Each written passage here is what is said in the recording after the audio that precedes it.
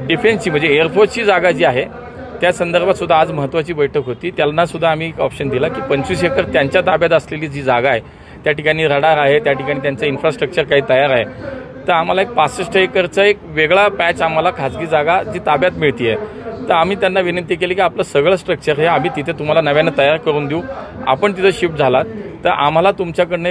एक प्रस्ताव द्या की त्याच्या बदल्यात तुम्हाला 25 एकरच्या बदल्यात अधिक काय जागा लागत असेल किंबहुना तुमचं स्ट्रक्चर नव्यानं करून द्यायची आमची जबाबदारी आहे। आणि म्हणून मग आता ते करत असताना दुसऱ्या बाजूला रनवे एक्सटेन्शन होत असताना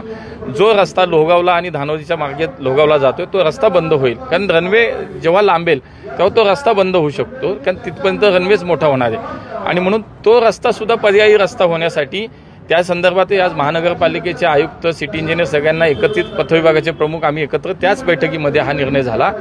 की महानगरपालिकेने तिथला रस्ता बनवायचा आहे, तर काही जागा ही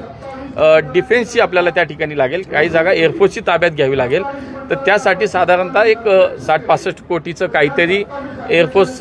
किंवा डिफेन्स मिनिस्ट्रीचं म्हणणं आहे की त्याचा मोबदला महापालिकेने दिला की आम्ही ती जागा देऊ। आणि म्हणून ती जागा आता एक आजच्या बैठकीत असं ठरलं की सकारात्मकदृष्ट्या आपण पुढे जाऊया,